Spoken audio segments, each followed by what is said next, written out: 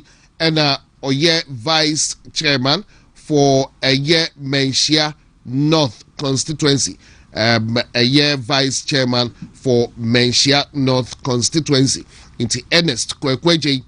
Ewo jubedie so ene ewie sanso na wodim se ebnada say de na chese lawyer Evans Oseibunsu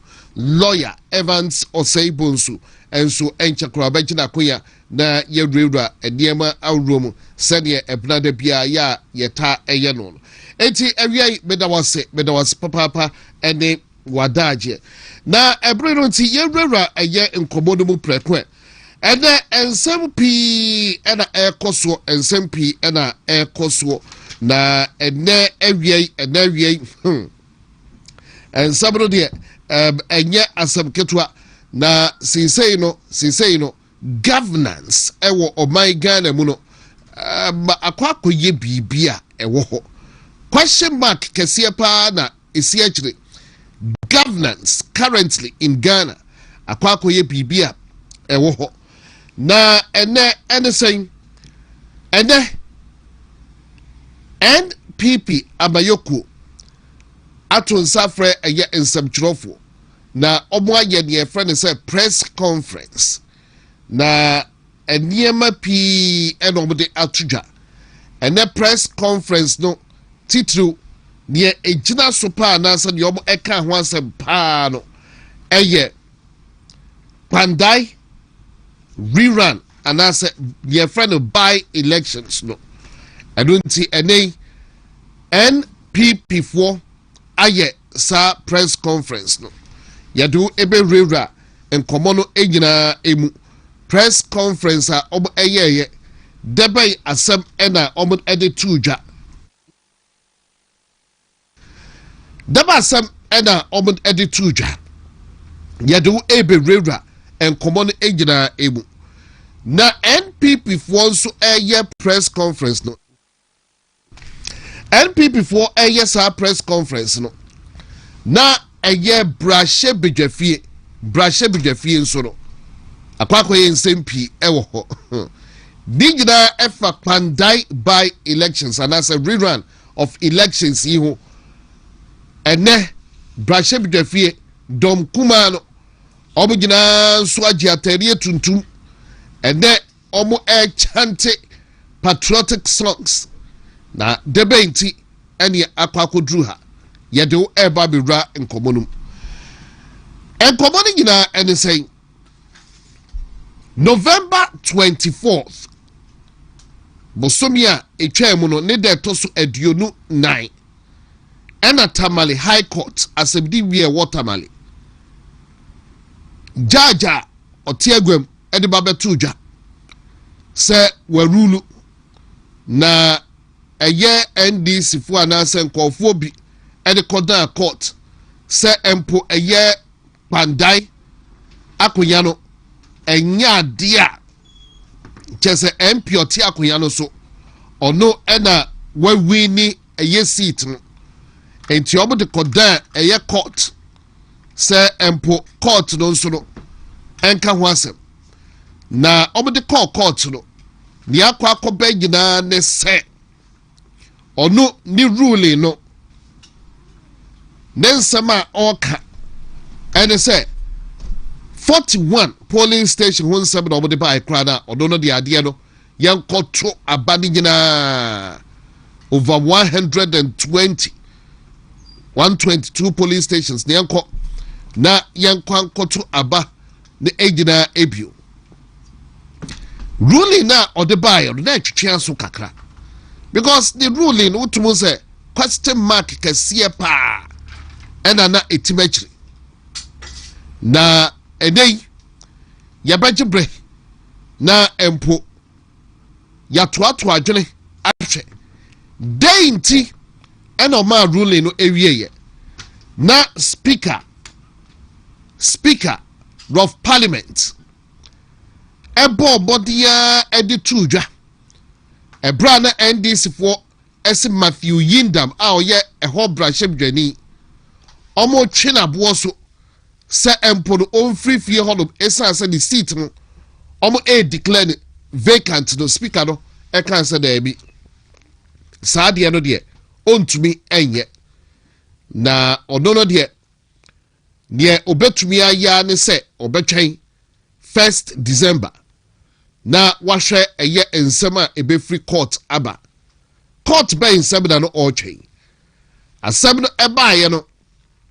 immediately na MPP foɔ ɛfile neɛ friend motion for stay of execution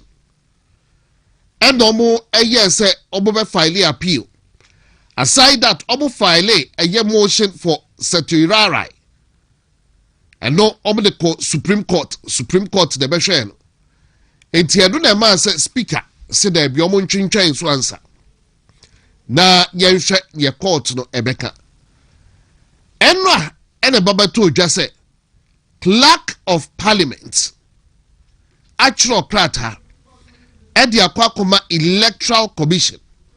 sɛ ɔmo nhwɛ na ɔmo yɛ na ɔmo ntoto nneɛma na yɛnkɔto aba no foforɔ ɛwɔ hɔ na seat no o declare no vacant anaasɛ o declare yes ɔyɛ no vacant na kyɛ sɛ akonnwa no ato krataa no aba abɛto dwa na ɛnɛ too bad since we have some technical challenges enti ɛnɛ me videos ahorow a yɛpɛ sɛ yɛyi ɛde kyerɛw deɛ kɔɔ so wɔ brahyɛ bi gyafie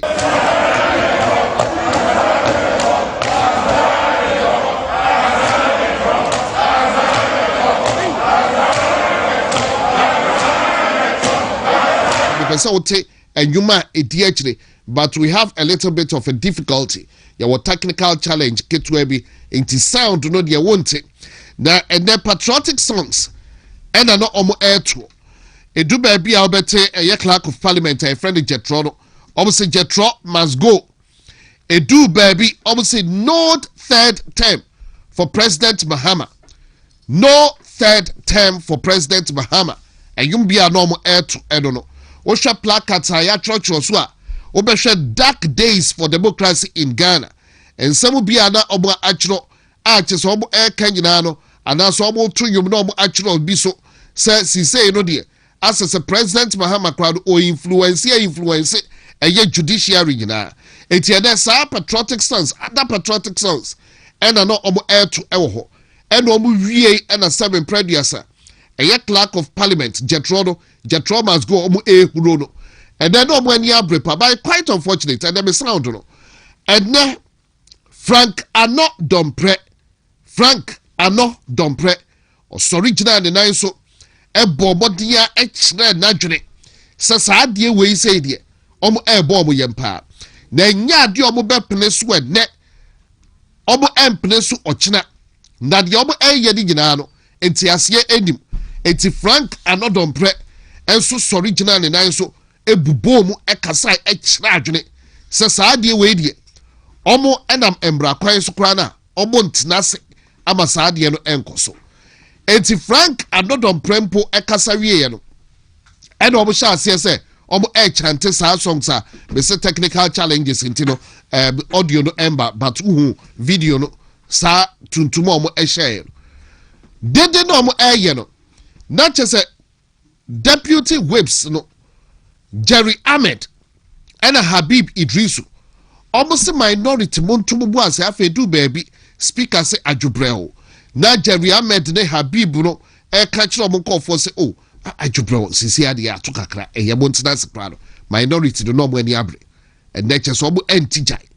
enti edu baabi na speaker wo sɛ speaker no Alban Gbagben edu ne emu ɔden sɛ ya wo nhyɛ dan ho Alban Gbagben wɔ ho consistently bibi bɛkɔ so na majority no bɛyɛ bibi a Alban Gbagben ɔmbɛtenam adeɛ na asi awie no na wahyɛ ne gɔn na waba bɛtenam na saa afei na ɔno na ɛbɛtutu nsuo ɛde agu so ɛnɛ na deputy speaker of parliament ɛyɛ ahiɛfo ɛna na ɔte akonnwa no enti edu baabi na ɔno ankasa ɛhwɛ sa adwobrɛw no ɛnyɛ adwuma ɛna ɔsɛ ne ɔmo suspended sittings ɛto nsa frɛ majority leader ɛto nsa frɛ minority leader so ɔmo ɛhyia ɛyɛ lobby no anaasɛ ɔmo hyia no lobby hɔ for close to about 2 hours Beba betina si nyina no na kyese utumu se den na omo ka no ho omo ka de ben na kyese mpanifo no entum ententam ye right after 3 o'clock ahiafo si omo enhia the lobby miss close to 2 hours mpanifo no kan sem enwie minority no so si omo mpene ne empene ochina na next line of action say minority and some omo kan brashe bidwafie and they say omo be fight easy no with injunction and the abattoir time easy be date no bia no omo so be pre so omo the injunction ebeto so sada say omo ayo omo adwe and so omo say omo next line of action ne ebeko so eno no enti yeguso a ye monitor now once again we do apologize mo fan chain edu ba bia machines ye yensie kakra and be technical bench and as technicians ye mfidie no ho adwuma bi it's quite unfortunately it's still ongoing sound no and to me amba ma yambo videos ni bi amfa nchiro ene brashe bigafie eho ehuru pa enye asam ketwa na bakacha say ene NPP so as a party NPP so address media no and almost any abre say hwe Brewna ye kono boko sa no. All right, it sound na aba. Sound na opachne. All right. Sound na aba dia ne we do understand into say sound na aba. Say sound na aba dia na ebia nana kwame ubetumi Speaker, I'm further fortified under 93(1) to make this statement for and on behalf of the minority caucus. The Speaker, thank you for the opportunity to make this statement on a matter that strikes at the core of our constitutional order and the integrity of parliamentary democracy. Speaker, yesterday, the 8th of December 2025, you declared the Kwandai parliamentary seat vacant. Respectfully, this decision has generated a profound concern not only among members of this House.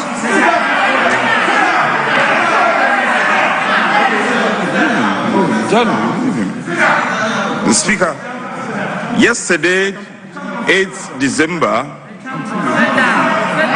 2025, you declared the Kwandai parliamentary seat vacant. Respectfully, so Speaker, yesterday,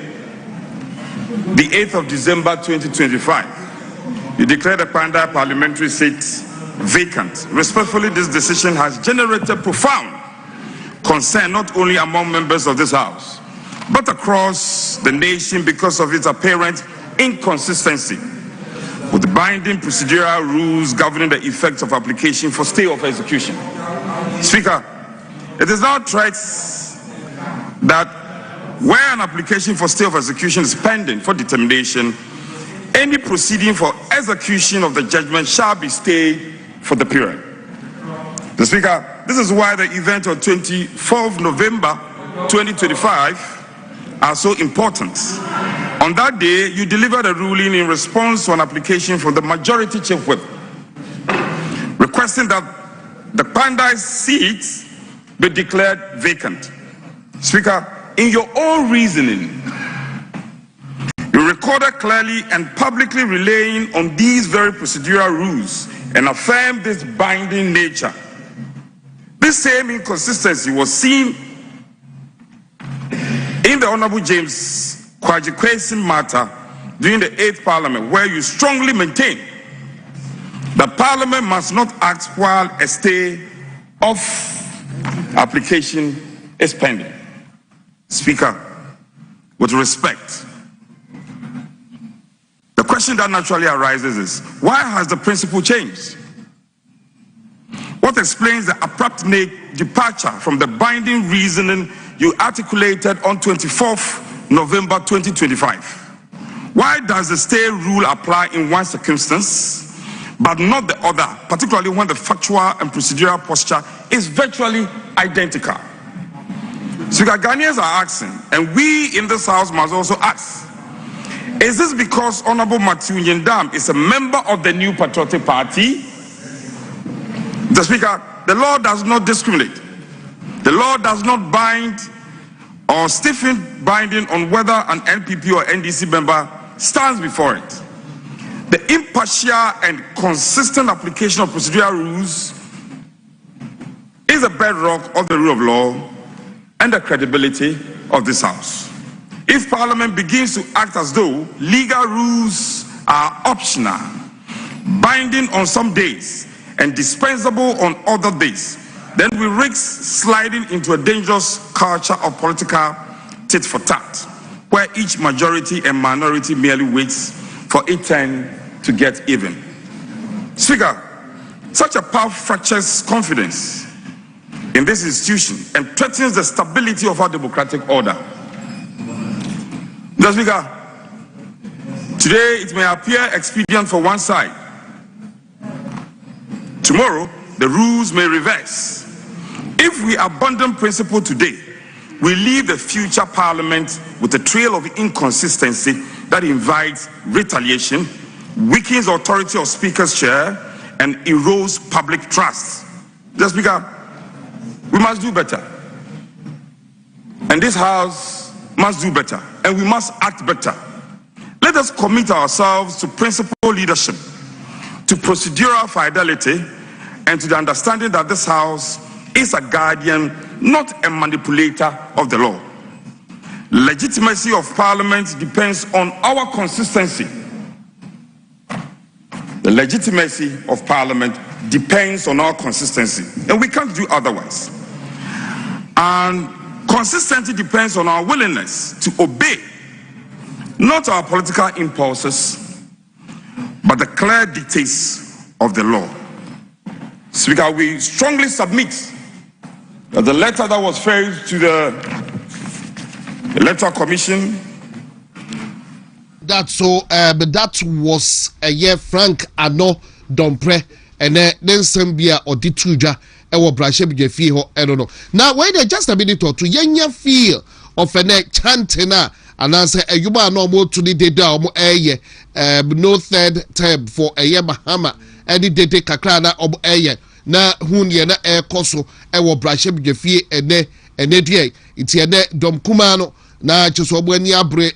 baako omo ehuro eye gentro na chese baako nso no omo chante ma eye Jerry Ahmed ne Habib Idris omo nso hwese edu baabi na afi na omo calm down tempest but tutum se ne minority no nso eni abre se omo ent na ho be yemfa wei endi omo nia Matthew Yindam. Eti anakwame so betumi asa yi video no amabe with the sound na eye ahwefo ehu exactly near a call so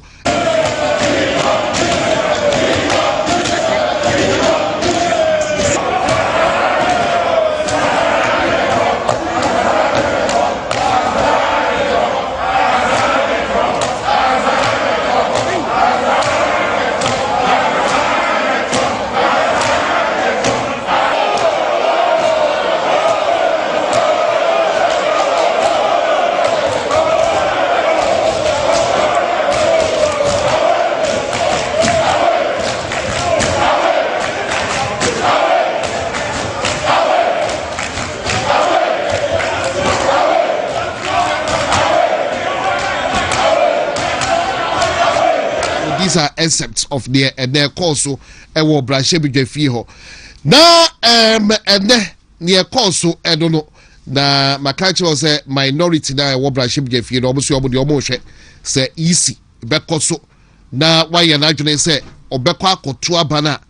omo no omo entiase omo ebekọ court akọ injunction because motion for stay of execution and no other ho and a motion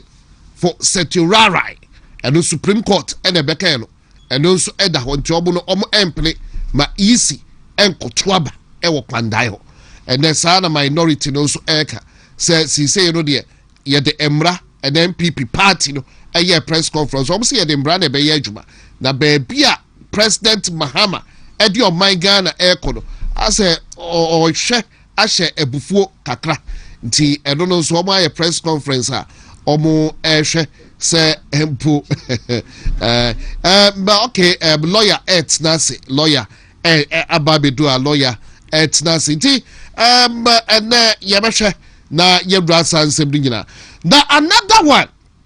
and then what is a minority no can no third term for Mahama and some men no can nyina say President John Dramani Mahama why na dwene say opese state institutions nyina no ochi omo ehye di bottom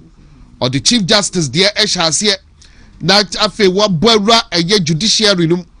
eko law courts num nyina epeso ochi omo edihye omo bottom na ade oye nyina eye calculated attempt se empo no ebia ono ebobo modiana odiaba be digana so asay democracy no ene sansem no ehonyum na no to no brashem dwafie no na nansan so hwe de ekwa anopai miami nua bema Ishak Cheibrobe on the morning show a drop of hint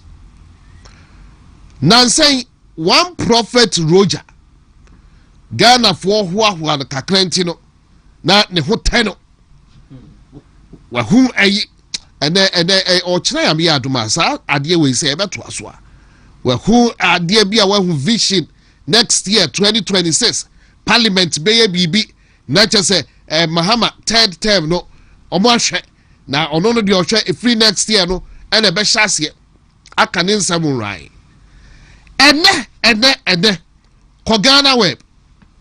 ube hu Kwame A+, Kwame Asare Obey ensema all kaso do kontiase say President John Dramani Mahama ekrobe kan say third term no kra no kra onko sa asem na President Mahama kan ono no kra no ontiase enti every baby e wo ma na obi abe drop hint bi no obi abe drop hint na say obo test polls na hwe say empo President Mahama wa sha say with Chief Justice and then say electoral commission what say opian every ho and the petition aba no the side way electoral commission as state institutions nyina no all boy rem no dabei na all patchre and then minorities in no third term for Mahama because he say no wo hwa ade no any documents bi eliki na wo hwa ade no din a wotumu say one shot abu yo maje say third term no de ebeba so obi beka say President Mahama ka so no de third term no ono no de onye interested on go bi me am tell me trust President Mahama me trust President Mahama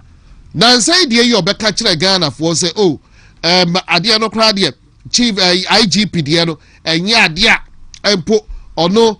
mo beboa na public institution bia no enye ade a omo term no obe ma omo no asa yes tension and then dey we IGP on be man 2 years IGP on the 2 years account but omo na chiro trata asa ade no de enkoso e wa NDC you can't trust President Mahama it omo test waters na yenso ye ho akire and then me Nkansah tente edru hodoma ye behwe say third term no President Mahama ho na ye Ghana fo fe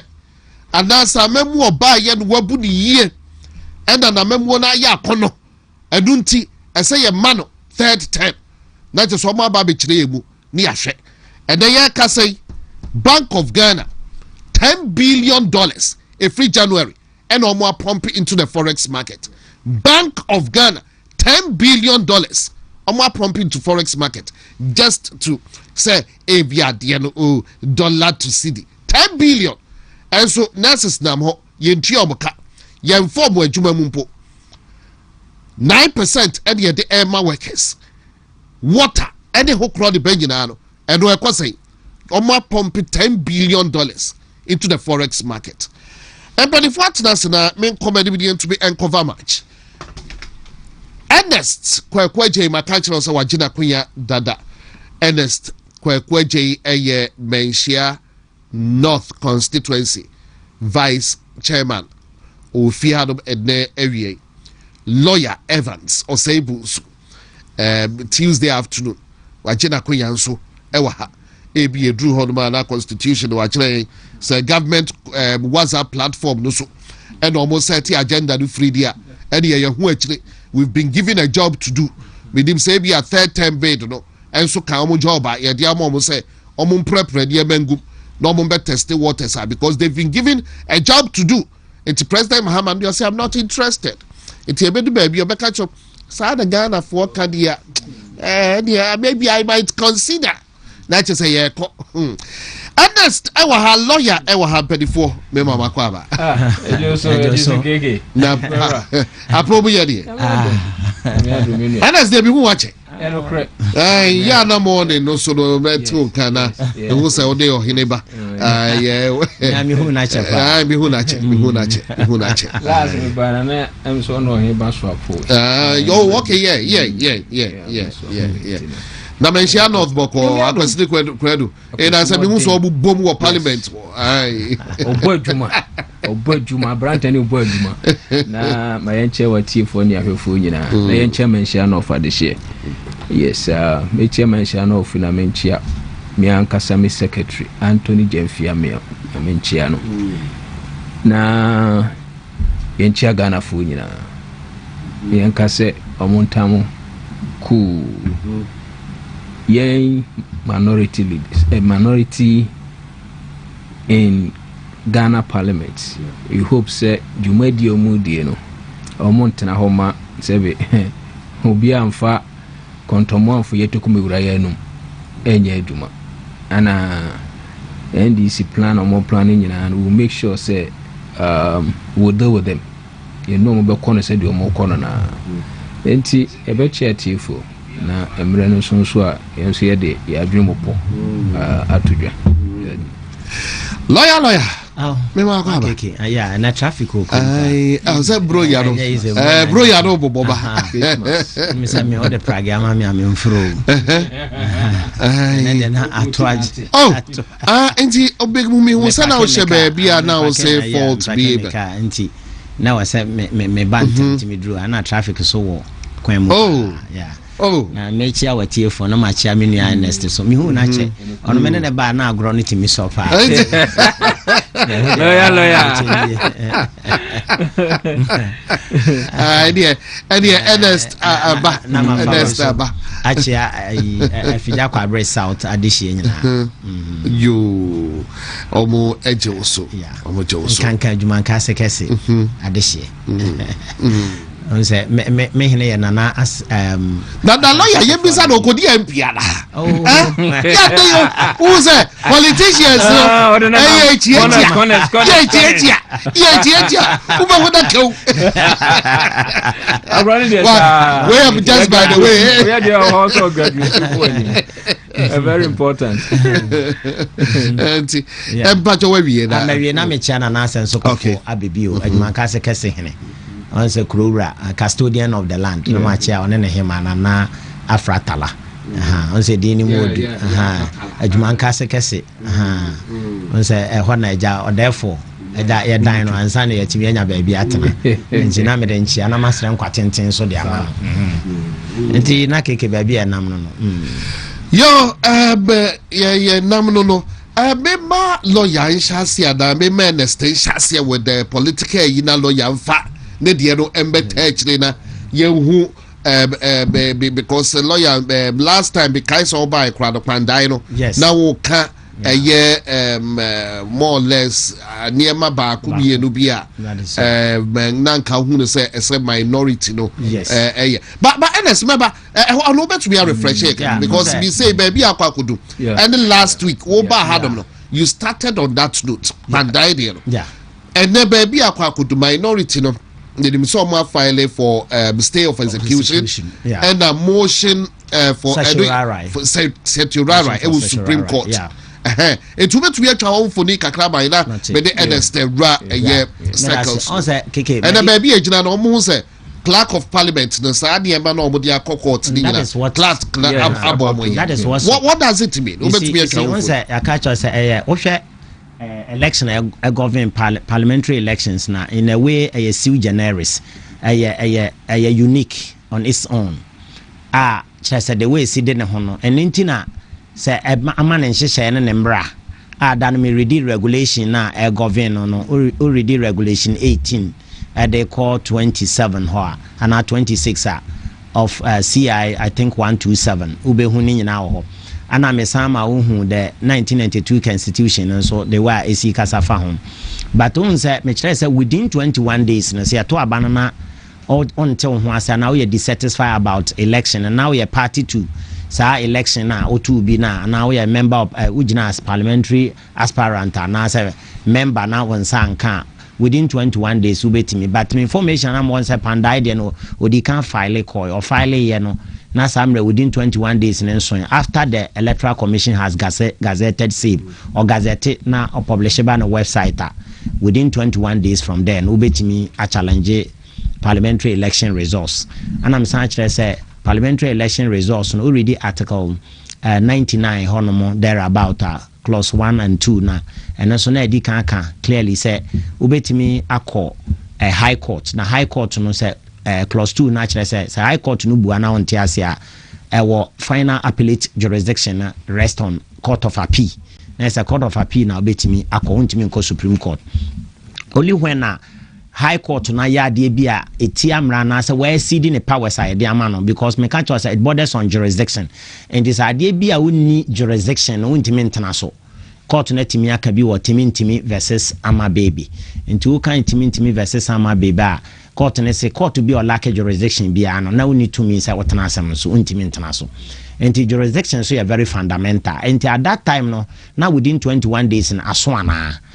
or file discontinuance no withdraw asem no with personal liberty to reapply I blow reapply no na 21 days na twemu ana. Enti information is na a 34 days. Inti 34 days dia at that time na court ni jurisdiction as a otana matter no so.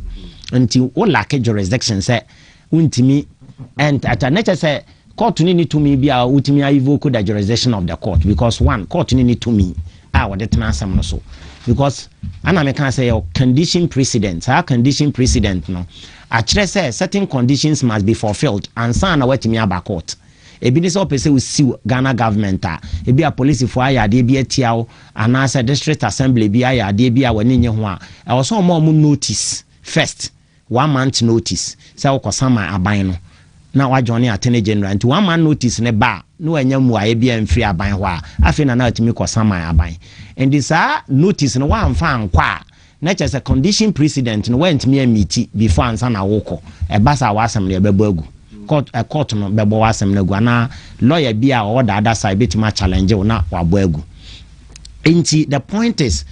information is a court no were exceeding a jurisdiction on the basis that say ade na wo ye no na oni to mean say wo ye ana wo ye enti your judicial review no kind order 51 of CI 47 order 51 1 na of CI 47 high court procedural rules na yadi bu man order 51 member constitution so order 51 no edikan ka say sa ade bi koso na se wani nye ho a obetimi akona openchirechire mu ana so pese court no bagwa ya judicial review no obetimi akoso ama court aye kese ti say supreme court na achirechire mu ana se wabo ato agu men kan interpretation ba obetimi review the court no a odi kan court of first instance no e kan ye nti say high court na kan sem bi no wani ho obetimi akose on review no sa o review na ena na akire enema obetimi apply for sa judicial review na akire bi ni certiorari ebi ni habeas corpus ebi ni mandamus ebi ni prohibition and asa prohibito so enti ade no court no wo ho kwan se otimi ko hu supreme court na supreme court no ka bi ma wo enti ebi ni certiorari or exceeding limit obekwa akokwahye abo atu agu etu so hwemu a pandai de ni see enti a motion of a year certiorari and on just how the question to question what the court of first instance tamale high court yes into uko issue certiorari necessary court ni gitumu there then it is to quash the tamale high court on ayano based on abi tamale high court wa exceed jurisdiction oni say to me no ba bia ni to me kopem no onim no wakwa abroso enti I say o issue certiorari say ebia prohibition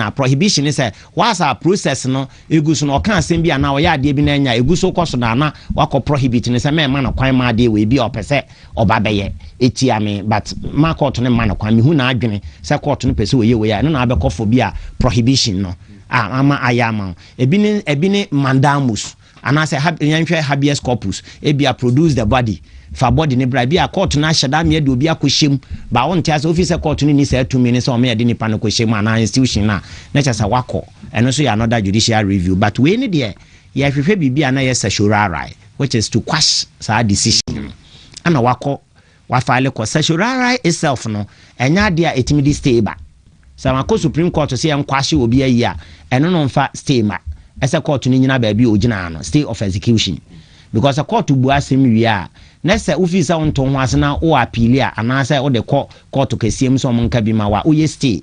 of execution na mo we show sessiorarai there sessiorarai no enche court no nyeden enyina ho because ane dia o kosa court na buru ne tumi so ntie yen kwahye no na mom we dia ofale ye no mpese o mbeto ato aso ana osan ye fast ana odi kan court there stay of execution ese court ni nyina ba bi ogina na enti stay of execution no e kire se court na asem na waka no one ne nya adwene enti okọ appeal e wo court of appeal almost ne the final appellate jurisdiction a omo to mean say omotimi determine obi anka bi our parliamentary election in this we call for stay of execution dia once our servo sa de no nko an stay of execution e kire se the court no kan ye bia ye mfa nya adwuma bi mkopem se court of appeal need the decision nti I want to be question wo mema wato aso okay ebi ensusu ye ne se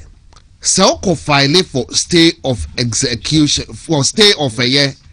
proceedings assess how they note it does execution and non constitute execution say be a judge the make an what say be a merely so a file no na judge no mu and constitute say be a binding ewo parliament no so what goes in you see the point because everyone be feels that the clerk no a prepare no no more file but before say merely file no and say at the end say a binding no when you interlocutory injunction under order 25 of CI 47 and interlocutory injunction say your interlocutory injunction there were two school of thoughts one say be injunction I'm there to so there were two school of thought because already jurisprudence na e bia one school of thought be kan kire was say moment our file no e kire say e was so ogina ho another school of thought be kan kire say unya judge ni nya ntana so a emputu no on hot say obetimi atana but we there still of execution e kire say judgment no me ye dissatisfied about judgment no it judgment no me call for appeal etutimi me execute judgment ni ntia me ko be execute judgment ni tia na me call appeal na me call so dia na say ma de na offer na chase wa fa awie e de conflicting ayi beba enti onya yi stay dia obi anya yi stay dia untimi nkoso biem obi obeka say bia na mom e bia na stay of execution no na MP na oteso no na bia na wanko serve the clerk of parliament what serve no and also na medim because what serve clerk no because you are right question mark but medim so what serve no unless there is a proof of service because there is a proof of service enti I was say with the proof of service etimi basa ampama serve no it is a minority can say na minority has to tender evidence because the game is evidence and evidence what is evidence is a preponderance of all probability that means that I was say we nya there nya mere averment a court na kan Uhuru versus Richard Takoradi Flour Mills versus Sami Faris the court ne say you can't be at say evidence and na say you can't be to say proof no ya dia wo di adanse ama na di munya dia wo de wano kekeka and the Takoradi Flour Mills versus Sami Faris court na can say proof is a preponderance of what probability and that means that adanse a wo de banti if some minority ni hu say o ma ye the proof of service then they should apply for copy of the proof of service no in free court or no one tender same in evidence press conference near so the clerk of parliament so when you show what tenders are proof of service and say what tender ama obiehun publicly now there are several clerk of parliament there then a dear natural speaker and a clerk of parliament etimi hasty ema ekwan sa afi there o mama order say eyin konko we declare ho say ho ye vacant na is in konko to haba. That means that it sins against the procedures now was here found so procedural so nature it sins against it and tenya democracy now once I will be back for stay of execution it puts you on hot I say auto once stay of execution, but you must serve. I was serve copy on, on the person. I don't know. Find out and the clerk of parliament. So minority in a press conference, then what I will entreat them to do, they say they should apply for copy. Papa na or a member of parliament should apply for copy of proof of service from court. My best serve no na bailiff no proof or be yes I serve clerk of parliament no on for copy mra. Then based on that copy no you can tender same in evidence. Now I will do press conference. Well, Sadia, okay, Ernest Binti. I'm a Busa lawyer. Ibako. Me ask. Other school of thought on which say,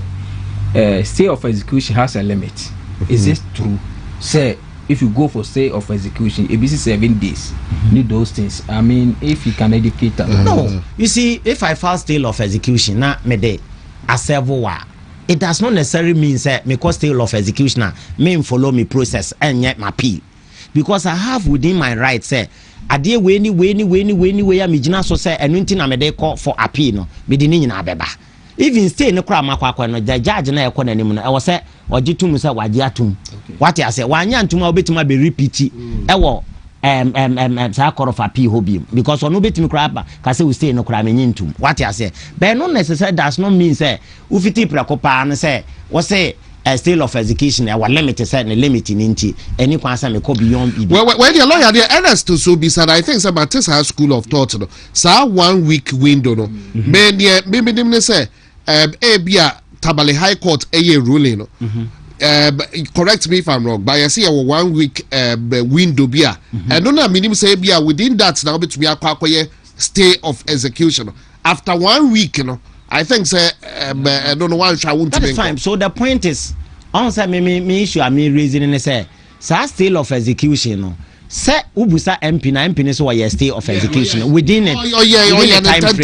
the time frame. Because I'm say ruling ne buy I'm say na de. Oh let's show because some before a judge ne be ruling no. Na omo no Eddie can't prepare almost stay of execution because based on information no medical work tamale surroundings and environment and say ade bi a judge ne be ruling ne de tia wo mo and into no ma prepare style of execution ne dada to ruling ne by ya no so file ye no mo serve ye so the MP was within a limit within with the time frame no the year ni style of execution so me point ne say the most important thing is whether or not style of execution was served on the clerk of parliament and na me what issue because on say minority in your press conference ni I don't know whether so much me approve say style of execution was served on the clerk of parliament. Okay, but I was listening to one MP or Dr. Napu Anai. Bafwe say almost style of execution almost serve on the clerk of parliament. Then how come? So how come I serve the clerk of parliament there? I didn't in a clerk of parliament na hasty they call ekose yenko declare okay until I be some way dey be a chire be call the store could it be say a motion no for certiorari and say on certiorari could it be say e bi omo everyday who say no with judges no betumi aba be caution ade no baby it is say omo prepare omo na omo my electoral commission no ye bibia tentem no absolutely you see on says no baby I want your unanimous FC unanimous court unanimous court as no and so it told the line of what it been told the line of His Excellency John Dramani Mahama ya hunu bebre what I say enti enya nwanwa say e bia o ma read it say the tamale judgment ne beba na high court judgment ne beba na wo ma di kan hunu dada na NDC for ne ka say o se ne tebia no ye be court rerun eno na judge ne de beba enti e bia o matete free judge ni bia no because when a ben panel justices na ma matna so justice bafo boni ono na ben panel justices na ma matna so e bia nkomodiem e bia do be hu ane se nkomo bia pie se ama NDC for na nya license se shurara no kra ye be kwahye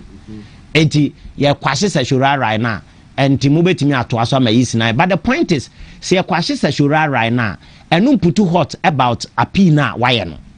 because stay of execution court of appeal should be decided about the dissatisfaction na or what massa judgment na Tamale High Court na ayeno. It is a sexual right no cry botugua. Sexual right no is not about and yet about decision of the court, but it's about whether or not court no work within a limit.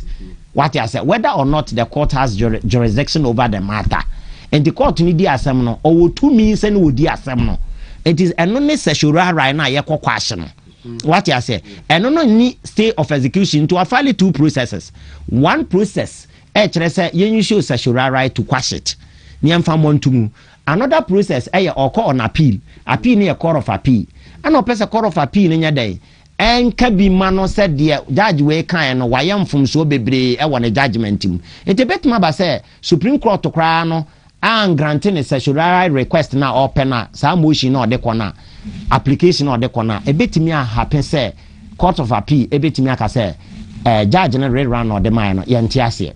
And yan court of appeal about the judge and a kind at Togo. Ekobasa dia still now Oguso MP. So the point I'm making and also Court of Appeal a final appellate court. So nyaka untimi nko baby untimi nko Supreme Court. Because by virtue of Article 99 clause 2 no a Court of Appeal nkwane would appellate final appellate jurisdiction. Obeti matana the High Court naka in respect of parliamentary elections. But also matter say ya na day say be a judges to be. You see but you see the law is the law as a former Chief Justice Nekaya emra. So the point is a judge now on point of law because me point I read the judgment in the me who say one the judge ordered for rerun or order for rerun, but rerun no akwana some the by it was in respect of about 41 polling stations no the by. Now 41 polling stations no issue no say whether or not there was overvoting, whether or not there was voting without biometric verification and what have you. It is any now on masa 41 okwati free mu a ebema obi antimi win election na ebema call for rerun na. So if the answer is yes there and your natural say enu bi ne ye use wo na na do dan Kwaku versus others versus John Dramani Mahama and others 2012 election and where bi ne san use wo His Excellency John Dramani Mahama and others versus Nana Adodan Kwaku and also 2016 Supreme Court majority decision the omo de buy and say enunti yakwatifiri mu na ma obi an wini a nyansasem bi anim enkoba se obi a wato na aba fenchem so yenkobo ne de enwu eti the status quo no de declare winner no yemane and declare so oboro the Supreme Court kan no ewo Nana Adodan Kwaku and others versus John Dramani Mahama and others na 2012 ne 2016 John Dramani Mahama and others versus Nana Adodan Kwaku and others 2016 ne dia enye na untimi nkasa yenkoto aba ne nyina rerun foforo what you say because justice ani ne ebo aka asem bi ana ya wisdom o say okwati free mu a obi ani wa wawini but justice atugubas ene ne nkrofo a mo form majority si no say uti free mu a no obi an wini a internet say any president ana obi so koto na aba ye kama e wo pandai ho a wono de akoto aba ne kama efin bi ani ho enti obi dia ase ni ntie nko declare omu nyina so de say omu nyina so de ase that is the idea tugu anom a decision ma John Dramani Mahama ma wotimi be president mate lawyer besa aba wonchen bi o me ko Ernest nchen but ansa me Ernest aba me read a minute and then the nana bi eka e de fa ruling ho na Nkansah ba bi reading a minute e wa had mama Ernest abemna bia ye nyina adwe ho baby also the judgment is an unmitigated legal disaster. This judgment is not flawed. It is jurisprudentially bankrupt. It is a wholesale massacre of established legal principles. Section 20 of PNDC Law 284 requires 3 cumulative elements before an election can be voided. There must be non-compliance with the acts or regulations. That non-compliance must mean the election was not conducted in accordance with the principles laid down by law, and the non-compliance must have affected the result of the election. The court quoted this law, it recited the text, and then it committed an act of judicial fraud. It completely abandoned the arithmetic. Consider the following undeniable numbers. Our member of parliament won by a decisive margin of 3,734 votes. The petitioner's own evidence considered disputed votes amounted to just over 500. 500 votes cannot conceivably overturn a margin of 3,734 734. This is primary school arithmetic. Yet, this judge brazenly voided the entire election. How? By simply ignoring the affected result requirement. The court leaped recklessly from there into quotes, there were irregularities to void the election. This is not law. This is not justice. So it goes on and on. Because regulation 48 was deliberately ignored, and it goes on and on. But Ernest, when you for me go to Nana B, and then in Seba Bia or de Etruja 500 be over 3,734. Okay. Unim asema yesi obekasi edi agro na eye dangerous e de magana man. Eye very dangerous keke. Na itin bi e ka se so wo hwe yen electoral process na ene Ghana ade ba ku ekran ye court. Eno na se ehire so paso a mu gina ntemu e de maye. Na senior John Dramani Mahama the president e ba o kan ye se ono oba NDC a judges ni lawyers o munke ka ho na oba ono so be fele court ho no eno na eye adwuma no na ye ade bi a eye death trap ana ya sete John Dramani Mahama the president asete dia mo man no na asema ye kan nyina na ye nyina ye nim kwan ye fa so a mu ha yisi ne mra ye de ye adwuma ewo elections ho enu nti na mbe ni bre nyina ma party bia kwan se also mo rep ewo ho wabra ye to aba ana se ye to aba ne ko ba se be bia mo to aba no ho ye ba ho at the time mo kan na yisi ni security personnel ewo free se emoa omutimi ekasa he kan ba na enye yie enti ebia de aba no eko coalition center then o se party bia rep wo follow nye se o ka se ebia meko aname nko also follow because eye adea tina isi so hwa almost it say ekoba na se bia nipa ne yeto aba na sana so onsan odi ase na de awoma ka ne sensan a ene se aba ne yanyintum ebi ene si e was dam by e ho no in a sense say wutie the history of the whole thing eye abato general elections na yeto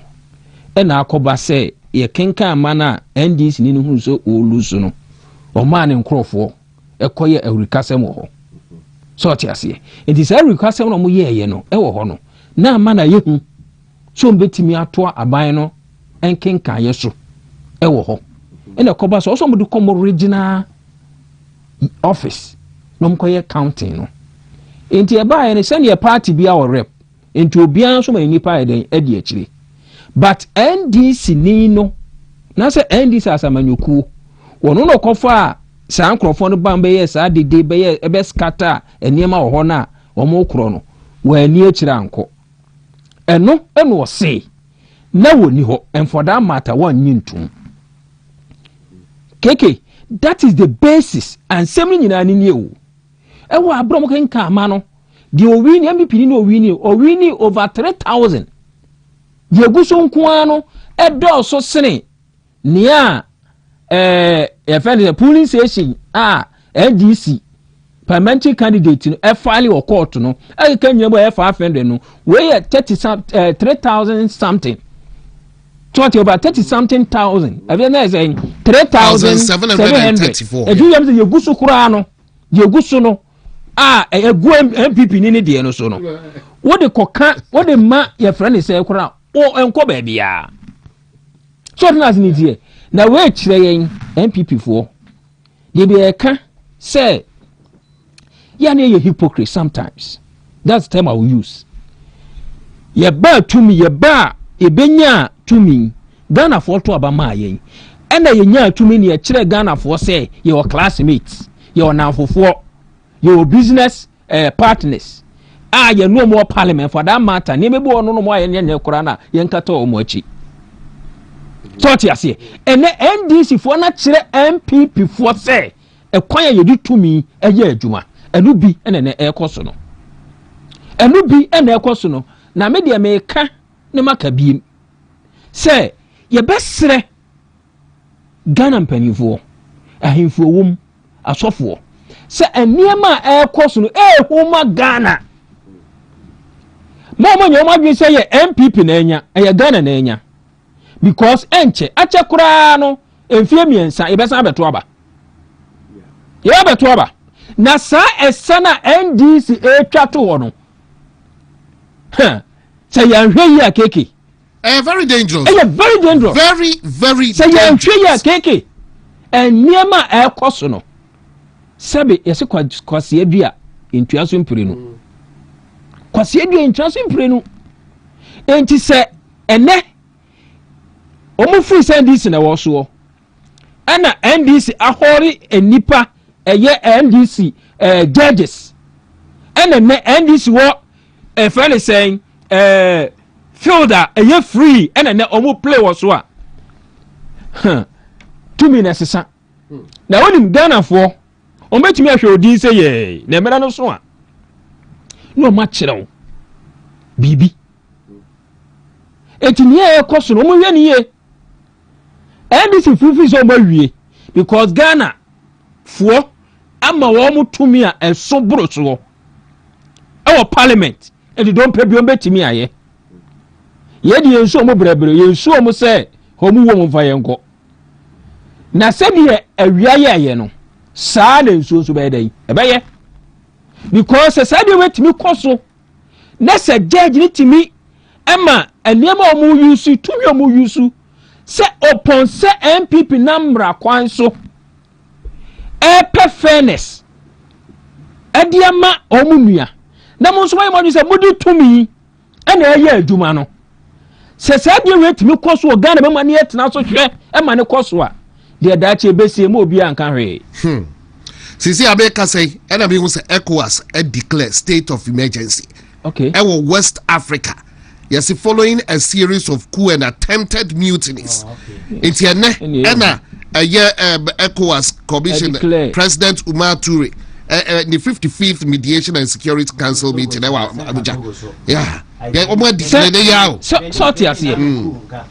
what's it? Benny, I'll Benny say for the year. And he said, oh, man, I didn't say it's not the oh, say, will be a D. Obia ye din to say the ECOWAS will be anti. As will be anti you. Wow, you say a nipa was so down ye di aba a boyem. Ye di aba a boyem, yet a chill will be inside. Yet to a barmano. Ama was really over 3,700. Almost 4,000. Almost 4,000. Na a nipa on the call quantas acquire basabasa. Every year basabasa na chino wafa ekwan bone so ema ya ten na kanya asem na nya Ghana ha ena nsem ebia nsi wiase timi sia eye den na asma de be chia me akoma ruling ye timi hunu say ya wini ne ye to ho party e wo Ghana mamu ha na ya tena ha sebe civil society seti aye din yere ye di show thinking say sebe MP na ho no na enya ana se MP pe manyoko na enya eye sani ma wei ere ma nipa ni bre na de komba yes sani ma nipa ni bre e ma ekon esi oman mu these are some of the things enti ebesre se ensore na nanum ensore nkasa na niema ekoso ye court no ayehu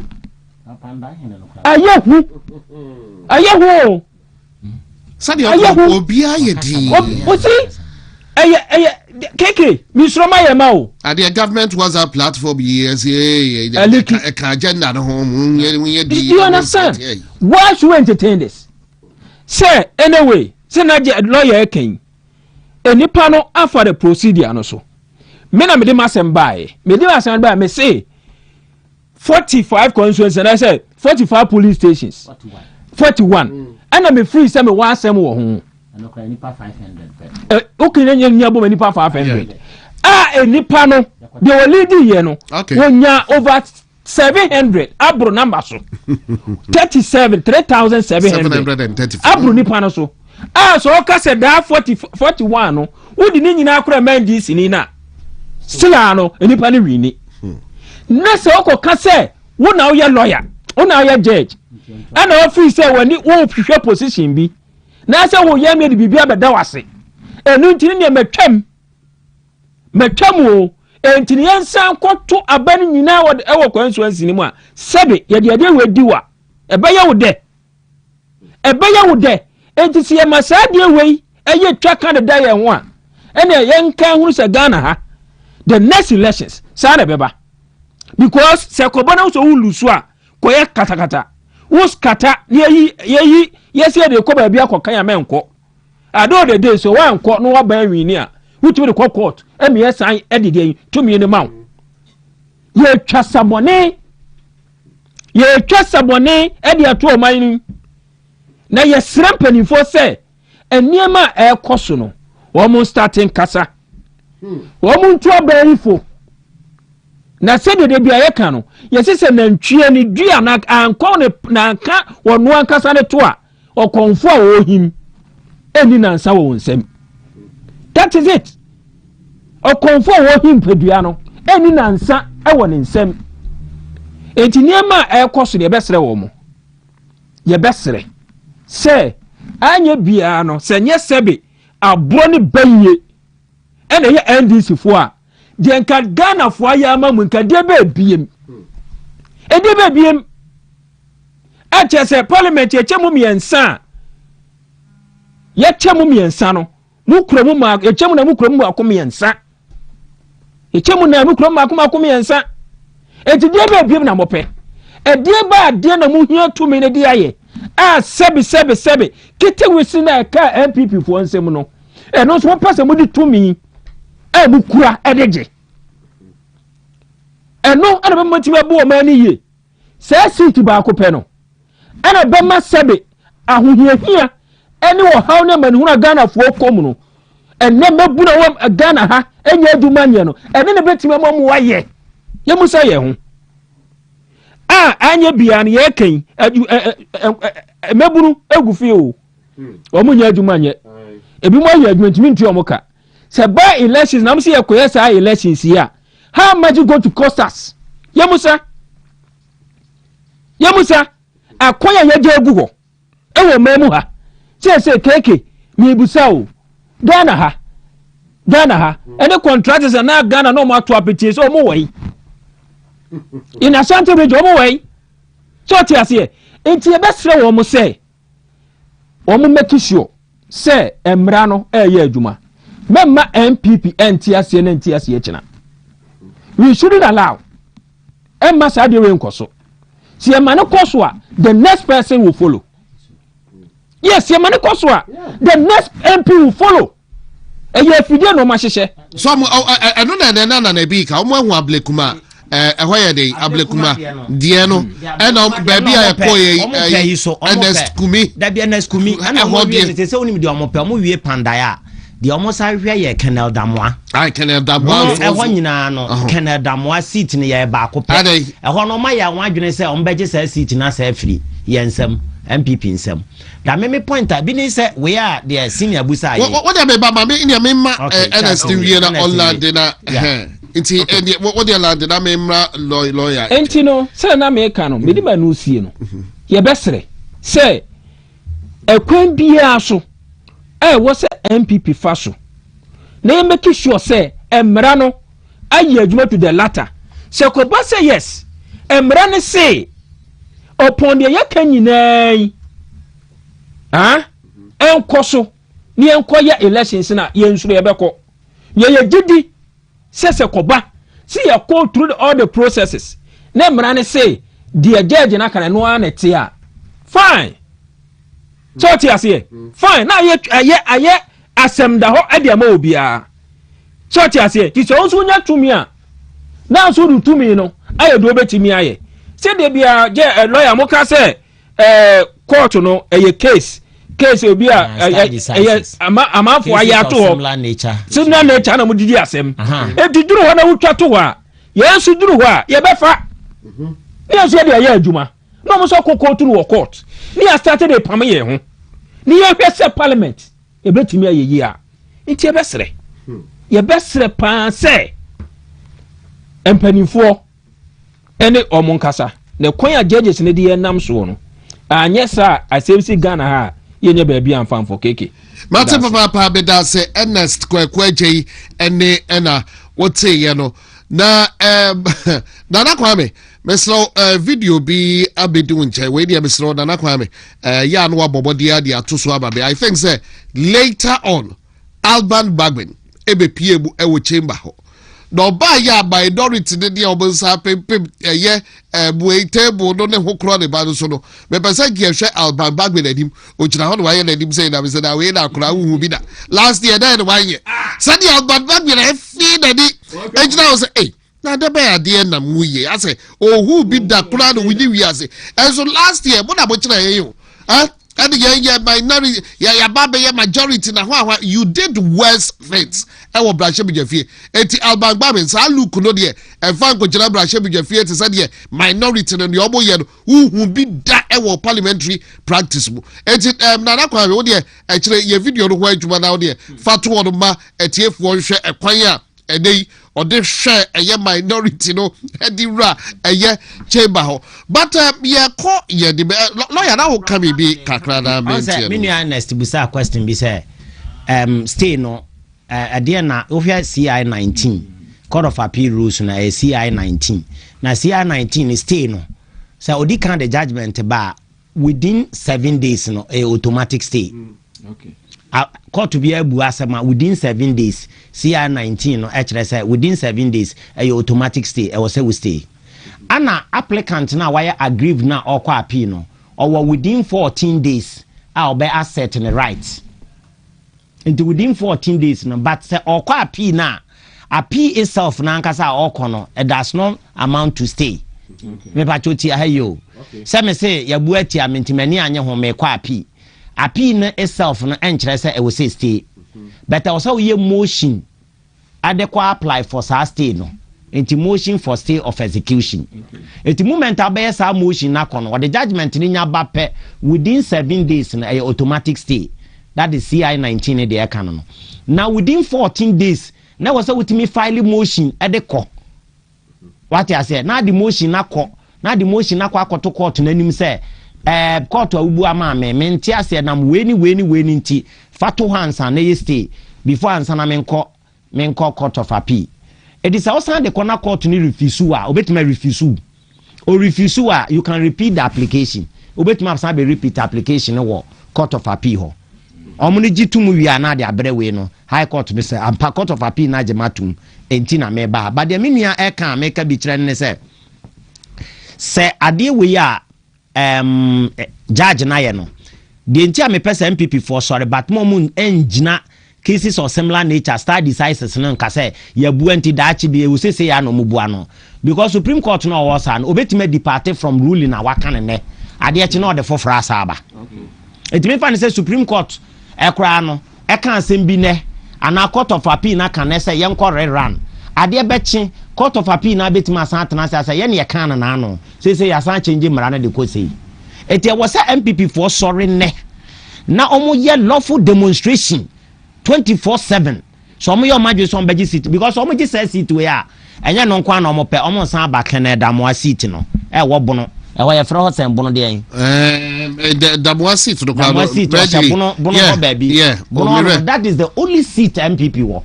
MPP ni enye seat bia ho e kan only bono ho nkwa kan da mo enu ti na omo de case ato no so a ye de ne court no ye twene den no so that ekoba se bono ana seat no ye declare ho vacant na chese ekoto aba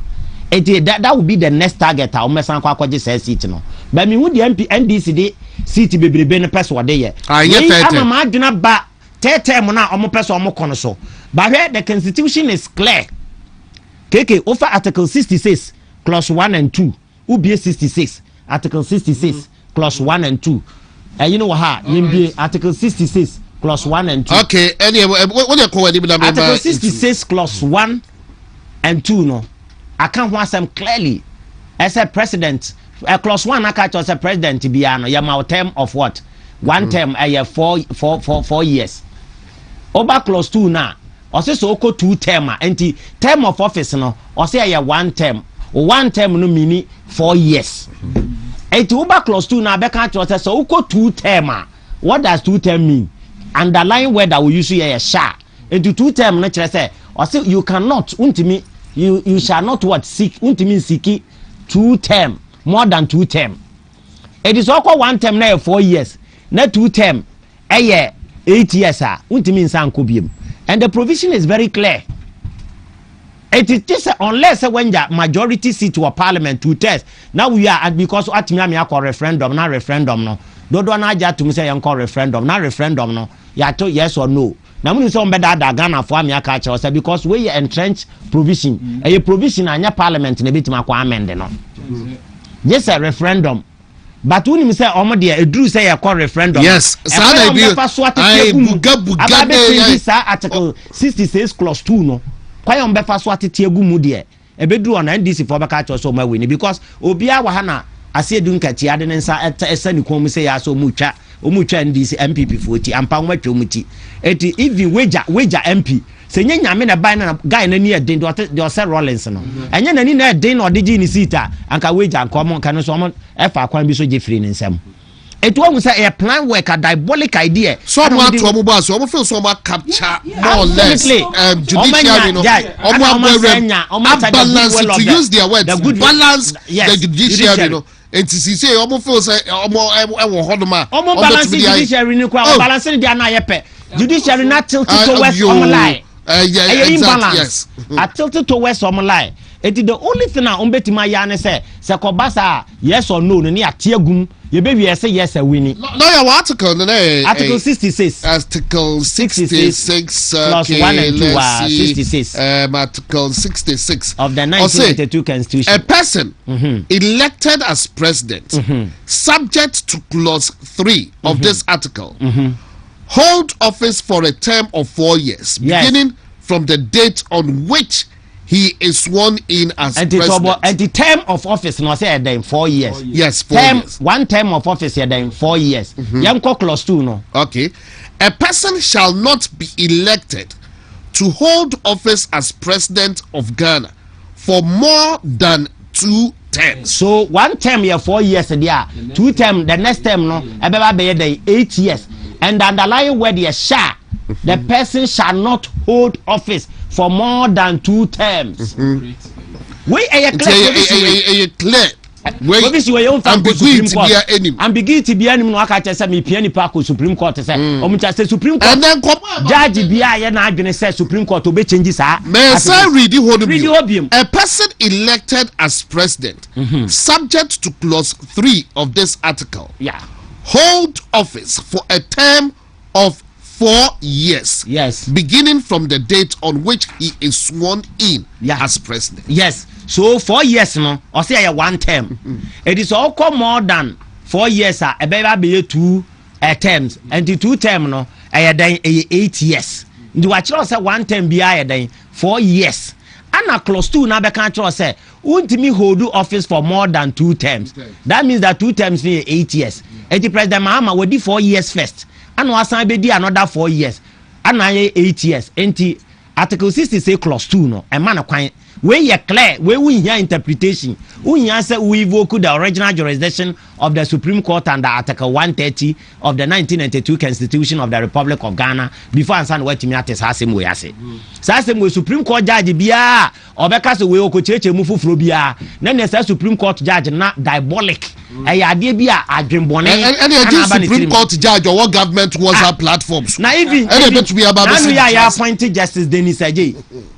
Okache said that the learned jurist what Justice Denis Ajay Supreme Court can say also provision is clear clear so obi anu abetuma be changes ade we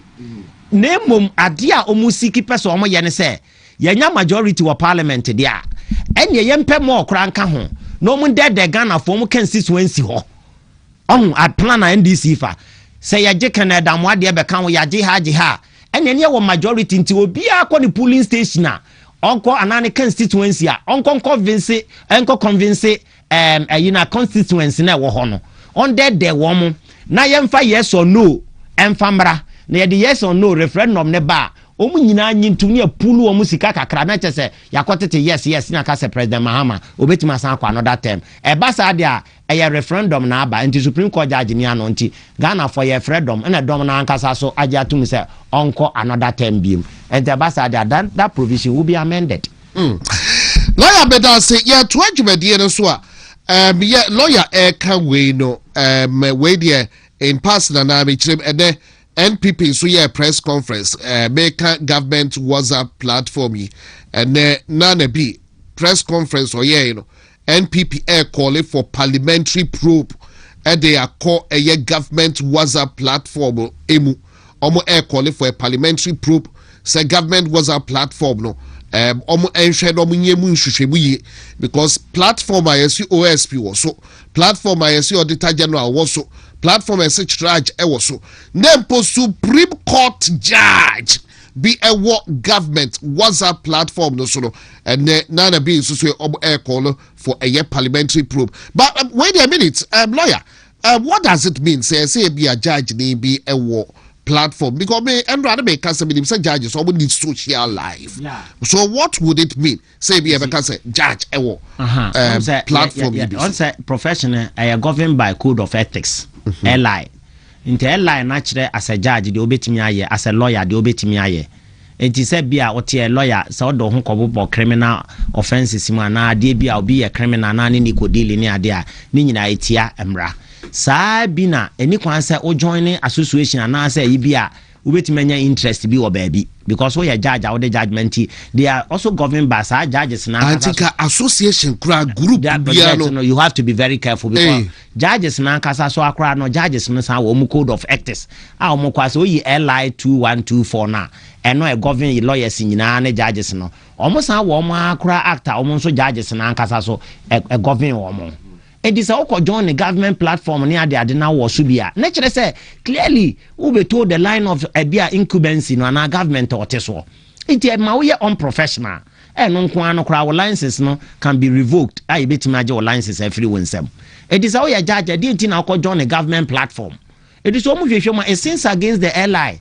2124 and a judges in Nkansah code of ethics. I'm telling you, code of ethics, idea, sitiawa, ya bejo licenses. As a lawyer, metia sitiana me can send business itia code of ethics na. Ade chinya general legal counsel bit man so say ya je me license e free me say menya lawyer bi. What you say? Don't beka bi e be adwuma. No court will recognize me say me a lawyer. Court to be anywhere basa obeje watum. We are being governed by code of 18 as will be about our client a letter of engagement. I thought that client to be with my contract say and a lawyer never buy me discussing a man on me say a cobasa only she what was the agreement and a letter of engagement in our Fabiama. Let us say a senior against who code of ethics into the client and can a bit my no credit because of by a crowd facrat be a ma I say one and share say net yet. So we are being governed by laws. And Chesa Ufiti Precopa now we are dear be me a judge now here. And to say, be a judge no government platform swa. And our platform be a yard minded the institution media. That means that our interest and conflict of interest across with me bow. I bet to me informal judgment decision. Say be a discuss SML or platform you see. That was who commodity be not absolutely. It bet my informal or reasoning judgment or whatever. What you say? A bit my informal reason judgment our day, but until the judgment never wine a bed. It was we stay neutral, and Tina so be by a judge or classmate crown or by a judge, only na young kofa. Now, Sankakra. The reason being that say, and just a lawyer for none a dom choir judge. What I say? Yatias is your source next year, up so apply now choir judge. Obeko, no cultural exams, no ashes, and now call him. The point is, what you see obey a judge into be a judge there. President Mahama catch lawyers no so almost bench and balance judiciary. What you see obey a judge? Open say from my lord. Fine. It is a me mate no abegina on my lord. Some me dey need ma work courtroom one my lord. What you say into so no emre bon man say my lord. Nti me ne wa yonko fa no kra no. Say na mfo e bobolu bom ye ko ba bia bom didi bom a. At the time mama be do court no sa de ne nya adwuma biem. It is judgment na wode ba enhwe ayonkofa wona me wo na mo so the judgment ne ba pepepe issues that wanim and the wigina so na do judgment aba what you say either than that say akon na mfo ne ade dia say ne nka beba sa nka ne nka ma nki ntimi eno ti na judge call for class baby o mutikra first na o ati o mo etumo so ni judge bi pa e bia judge e ko bunsu wo fie ya ko say woni mi judge bi pa but o twe phone kra fra ne lie so a eden o ya wadam for pa o nia eden o kon ho kra na eden o bon se du baby kra ye nkwaje ya ni eden so obetimi akọ etu bon se ne movement kra no minim judge bi hana me fro VIP me no me yes minim no ana ne yam hye no opaja na ni say na de hwe minim ketwa bi what you say because at that time maybe I would ni bi a wasentence de ni nua bi e be fro VIP na what you say nti wo di no smart sachet na nim saa ohun obi asi kra say VIP na agina say obi akọpe ba bi na ongu so wono nko wansi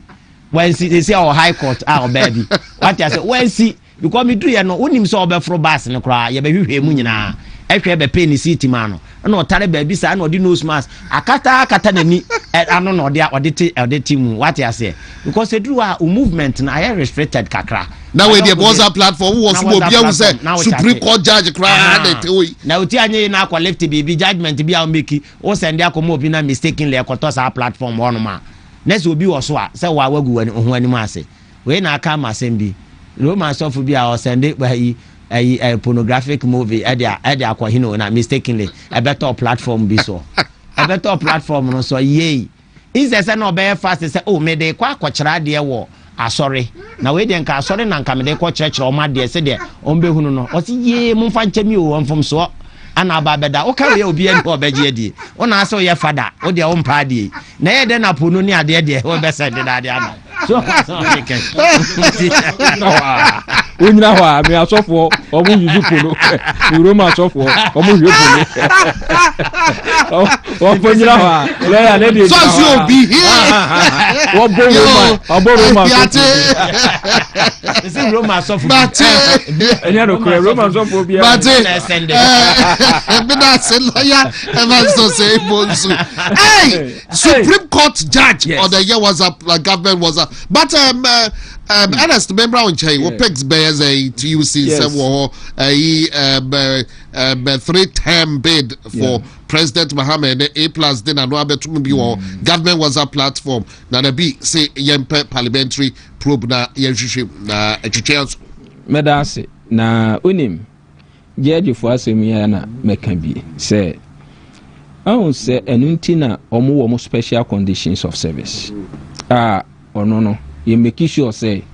na ketua wo gie no wode be kwaku sibi because say yem pese da achu be wi adwuma no na ho be kwa ho hihi na be ko bi kura ho so wo koye dai ko pe bosia you understand enti omo live well omo live as monkey play by sizes enti omo ankasa no omo aho ena at least omo wo that kind of social life na yebesere wo na mesere lawyer the meka champion ni say no yehu ko afa so yi judge said ya na meboa enti ya nti ne ha ye ho yenye hu ye adwumaden so ti ase yenye hu ye adwumaden sene obi ba ya otima ne ye ma no obi nso ba otimi hwehwem obi nso ba otimi hwehwem enti say judges ne ba mo ho kwan ama politicians NDC for use omo say edi ko nyina ye hu omo a omo ko ye omo promotion a starting when NDC ba na meboa eni ehu kwan fa so a omo dey chief justice edi na meboa yes and is all WhatsApp platform so na leaky ni ehu na omo mane na ho they should leave it omo na omo man kan hwe ye nya adwumaden na mmere no so a ne ya form ballot ya kenkan kire wo mo so ti ase ne ya kenkan a kire wo mo na omo hu ba bi omo gina so omo say the respecter society e de ma wo mo Ghana for the ma wo mo taxpayers money ye dey make sure say they would live well ye dey mo won pay no say politics no mo pay there they should allow it to go the way it is going na mbra no so a seni atare ne tie ne de be hye wo mo eti mama ye ha ye ho kra mama ye ha ye ho we should concentrate and make sure say yɛbɛyɛ adwumaden na sɛnea ndc foɔ kɔ ni ɔmbɛkɔ ne saa Ghana foɔ bɛhyɛ ɔmo animonyam paa na ɛyɛ John Dramani Mahama the president ɔmo astate test waters sɛ ɔbɛsan akɔ biem ne mprɛnsa so keke yes ɛyɛ no korɛ say Ghana foɔ de tumi na ma NDC ɔmo the majority ɛma ne boro so 2 thirds ɔmo wɔ ɛma ne boro so now adeɛ NDC foɔ ɛntimi nya ne sɛ ɔmo abɛɛma awo ɔno abɛfa afuro na wawoɔ na emom sɛ deɛ de tumi ɛyɛ adeɛ deɛ ɛde tumi atinchim nneɛma ayɛ deɛ ɔmbɛtimi ayɛ na ho ana de tumi ne ma awɔ mo sɛ Ghana foɔ ne de ma awɔ mo ana sɛ kɔba sɛ nea John Dramani Mahama ɛne NDC foɔ planning ɛne sɛ A+ so ho ahwan ka ɛne kɔmhyɛ asɔfoɔ ɛhyɛ no sɛ bɛbɛ mu a ɛyɛ Ghana foɔ ne bɛma na bɛm keke sɛ ɛbra yɛn ɔpɔn deɛ yɛn nyinaa amamu a yɛbuuyɛ ɛwɔ Ghana ha ana na adedan kɔ Akufo-Addo ɔpɔn yadeɛ ne amanuhunu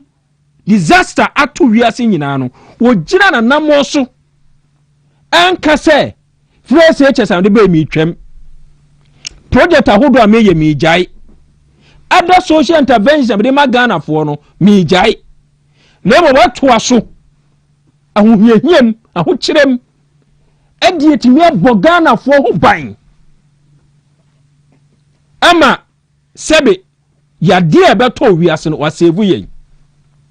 koraa no Ghana foɔ ɛsɛ yɛ ho aforo mo to abetia yɛn ana meboa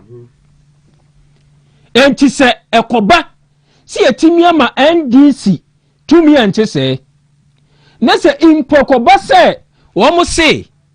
wɔn bɛba for ɛfɛ ne sɛ wɔn de bɛba ɛfɛ ne sɛ wɔn de bɛba 3 terms na sɛ parliament no ɛde mo se ɛfɛ ne sɛ referendum ɛbɛba na sɛ referendum ne ba na sɛ betimi aba so a ɛyɛ menu mienu ana meboa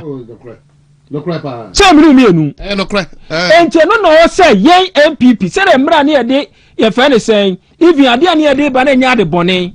sɛ yɛde this online payment system taxes ɛba no NDC for timi kɔ akura biase every region every constituency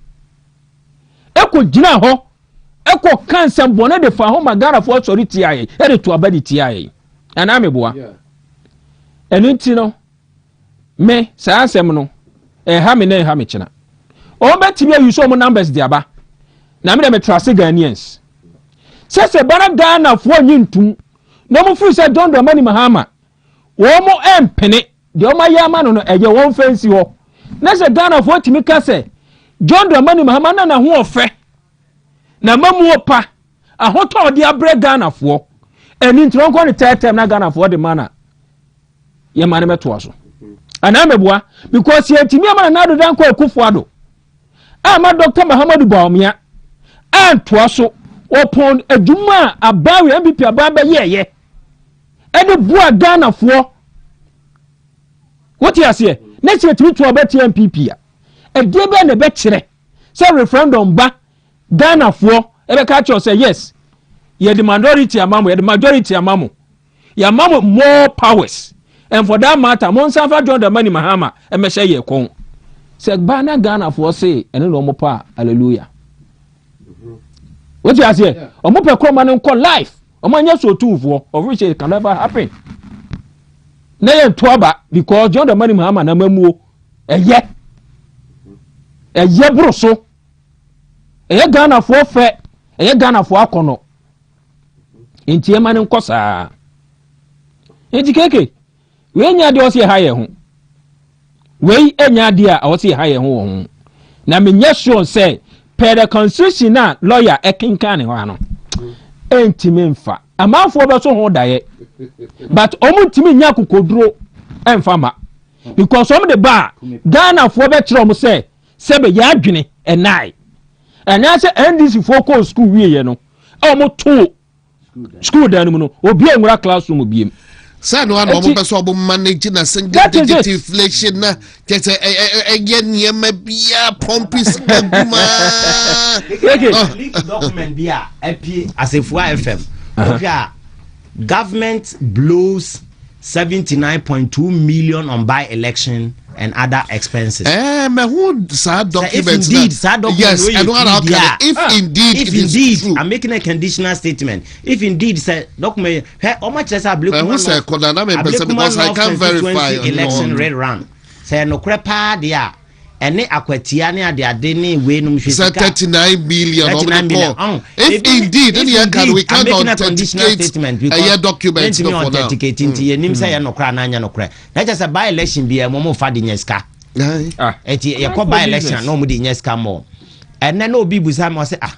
na wonyini say aban wone wayekefo na ye line na course na de ura university no aban she da bia failing kwala isa say da be ya free university one first year fees no obetu an nti eno ya okai nam say also ya kan sempa o free say utimu say integrated science social studies english anasa mathematics no ma felisa eno so wa nya ba akokra untimi nko university na kire say de wo kan o pa kire say ya aban na ne wayekefo no ayesa line na no mo set sa questions na say ne sentia o se won de wagitu mpefe nam say na binding wire ke for connection bisa you see the air cost no e wo ba ni mu no emwa ade ebechin yese judge bi e di asem ne ama no so na ya promote no na ka ni ma farm judge ensem wo ye okeka ye we di o first year law student e kura na afi na wa she law ase ana wo de me mfa no say first year or de wa she professional law school a wo be lawyer wa she professional law school as first year ono kura no mfa sa judgment we ma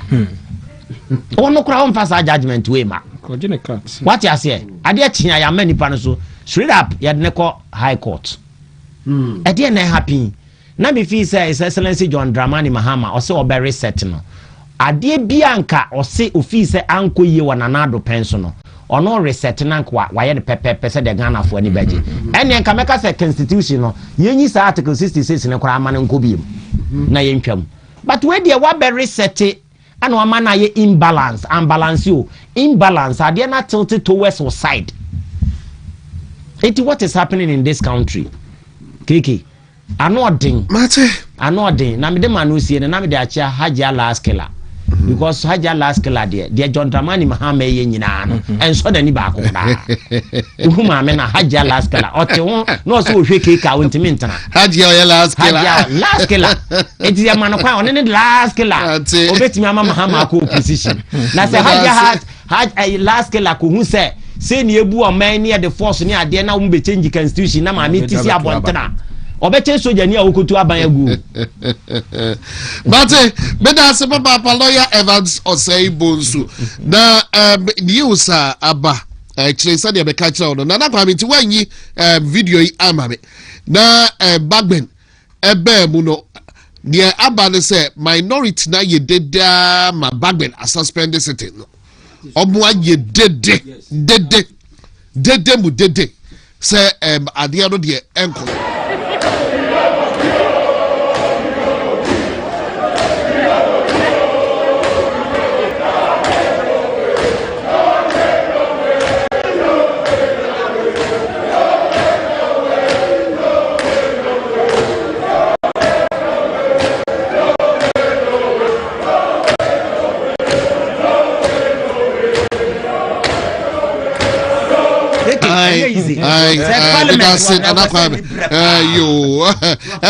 headmaster court na say suspended sitting enti anas kwekweje so meda was papa meda was ochna ya be aduma ya besa atna ose Dr. Muhammadu Baumia ose campaign gina mutinta sa ti besre esia hene enu oti ahene fo se the Ghana for kan se Dr. Muhammadu Baumia de waye bi yenimu no yeni modern bo imeduma waye ti esre wo mo sɛ mmerɛ no so a Ghana fo sɛ ɛnsan fa Dr. Mahamadu Ba ɔmeanyɛ dɛn ɛmmra na ɔmo ntoa no so no ɔmammoa na ɔmagye Ghana sɛ chairman so ho yɛ chairman ho yɛ and I see no documents yes court is no document exculpatory evidence no any ho then the chairman in at the end of the day there was which is a trial with no document justice attorney general mo kura documents bia also be court but enti the honest lawyer say na a gasto mixture and as a nature medics consult omo a produce gasto mixture mensoplax mixture na a prostaplax mixture Felix et nasina waboye nkobo Felix mema wakwaba ntwumadi yeso ya ejo na ejuma mu bokode nyankopon adom bibia kama ye dayam yase yentie we yo medasi pa panyi kese edin kan me chia watiefo ene wahwefo nyina mede enchia kese free nature medic